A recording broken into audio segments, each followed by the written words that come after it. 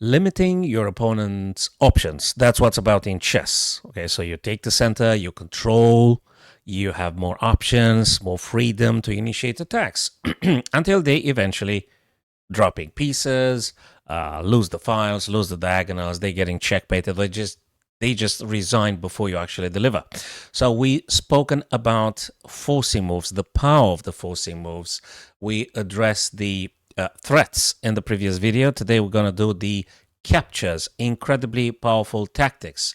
Again, that we need to make it our second nature, a habit when we play chess. Middle game being addressed in particular today, my chess friends. So you can see now we got a bunch of possibility to starting the tradings. And you need to pause it if you're not getting flagged or if you got, no issue with the time control. Sit down, make sure you play the correct move. Do not rush it. I always tell my friends, my chess students, don't rush your moves. Don't blitz it out. You might be blundering. You're going to be sorry afterwards. So think before you actually move in chess, guys. Okay, now you got a couple of ways to be playing this position now, and you might be tempted to go with one or another, but you need to actually calculate. And let's just take it one by one. What happens if you take the queen here? Well, if you take the queen here, knight's going to take it. Mind you, they've got a knight right now. And whatever happens with these guys, they already have one piece up. So don't do that. Obviously, queen taking, disaster. You're not going to be sacking an exchange here. You're going to lose the game straight immediately. So you need to really look at rook capturing on e7. Okay, that's exactly what you're supposed to be playing, because if they take your rook, you're going to take back the queen. Thank you very much. Queen versus rook, you're going to win. If queen takes your queen, again, don't just go with the instinct to grab and compensate the loss you might be thinking.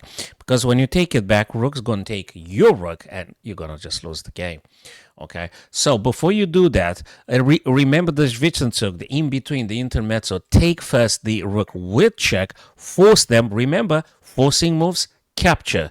Now we're going to look at, and king needs to react to this, and now you're going to take two passes, unstoppable. Even if the king tries to approach or check them, they're going to be moving here. In the minute they touch your pawn, you're going to be moving forwards, guaranteed promotion. Next tutorial, guys.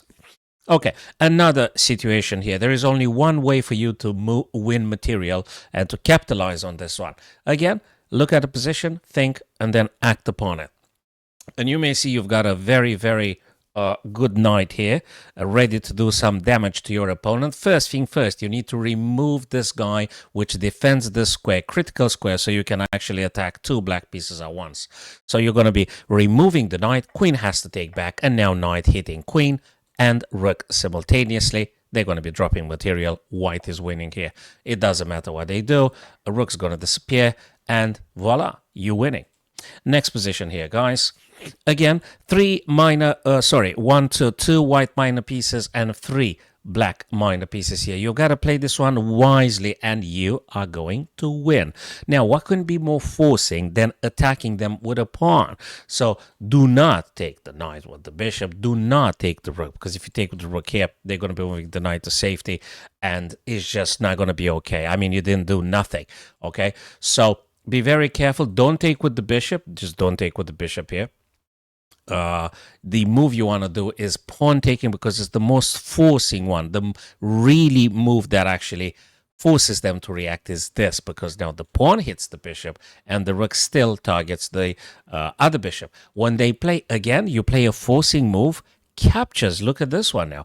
Bishop takes, attacking queen. They can't say, I'm going to save my bishop. I don't care about your bishop. They have to do something, either move away or take your bishop, obviously. And now you're going to take the bishop. And if you look at it, one piece up, you are going to win again. Next situation here, guys. Okay, so we got this alignment, we got this rook here. I think this bishop is a little bit pinned. Probably you've noticed, guys, and no one is defending the rook. So we can now initiate queen's trade. Bishop must take it, and when they take it, look at this one. Rook takes the other rook for free, and practically they've got major issues here. I know they're two pawns up, but you're going to be attacking them. Rook f2 is pretty much dangerous for white. Look at this. And you're also having this threat here, and just so many threats, they should be collapsing. let's look at another move here. Who's the defender of this intruder? Well, there's the bishop here, and we know forcing moves captures, creating big threat here. Knight takes on e3, attacking the queen. They must take back. They must take back, and now you're just collecting very nicely this knight on g5, and you're doing very well because you've got 3 minor pieces versus 2. And you should be winning here. Just don't blunder. Don't blunder, take your time, calculate, and you should be fine. This position here, that may require a little bit of analyzing it so you get this one correctly, accurately here.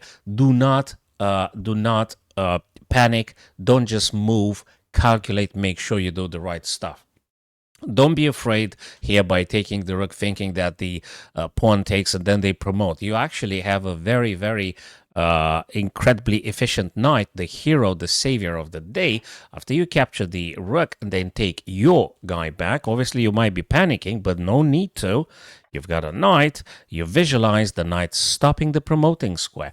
Now, when the black king wants to come in closer, mind you, the knight stops the promotion. Don't move from below the knight. Just try to stave off the black king. Do not allow them into your half territory. And you can very nicely move the king to c3, and you're going to be taking this guy as well. So oppose the king. Don't give them points of entrance. And look at this one. Denied, denied, denied. Okay, so they can't move closer, can't move in check, and you are going to take this guy regardless. And then you're going to be defending the knight when they attack you. You're doing absolutely fine. Shall we try another one, my chess friends? What is going on here? The rooks are attacking one another, and the only defender is the knight. If you remember, we had an old video removing the defender. Okay, so now the knight is going to be disappearing. And even if they say, oh, okay, I've got your plan, I'm actually going to take your rook now first. Well, again, don't rush it. Don't go into compensation quickly to take stuff back. Look for intermezzo. Look for in-between moves or Schwitzertzug. And you could see that there is another check, and then you will take the rook, thus preserving your material advantage. Check first. They will need to play whatever they choose to move the king, and then you're going to take this guy here, creating a passer. What's not to like about this? Okay, another position, very interesting here. Did you guys notice that the black king is actually on a light square diagonal here? Okay, and we might be able to do something with this guy. But first thing first, let's just start creating weaknesses for our opponent. So rook removes the bishop, forcing move. That's a very forcing move here. Captures. Now, they need to react, taking back defensively. And now, look at this huge opportunity for you to be pinning the rook to the king. The rook cannot move. Now, what they can do to minimize the damage, they might think, is supporting the rook with the other rook, right? And then again, don't rush it. Don't just go and take, thinking, oh, I'm going to take, now taking my stuff back. No. Ask yourself, can I perhaps add more pressure to the pin piece? That's another old video that we did in the past. Add pressure on the pinned pieces, my chess friends. And now you can definitely notice there is a rook here pinning the pin piece. It's incredible. It's an absolute pin. They can't do nothing about it. You are going to end up with an extra piece, whether they want or not. Whatever they choose to play, it doesn't make a bit of a difference. You will be taking this guy here and threatening discovered checks. And frankly, they should resign here. Guys, I hope that's useful. Subscribe to my YouTube channel. Follow me on my live streams. We're going to do more super nice, good stuff together. Thank you.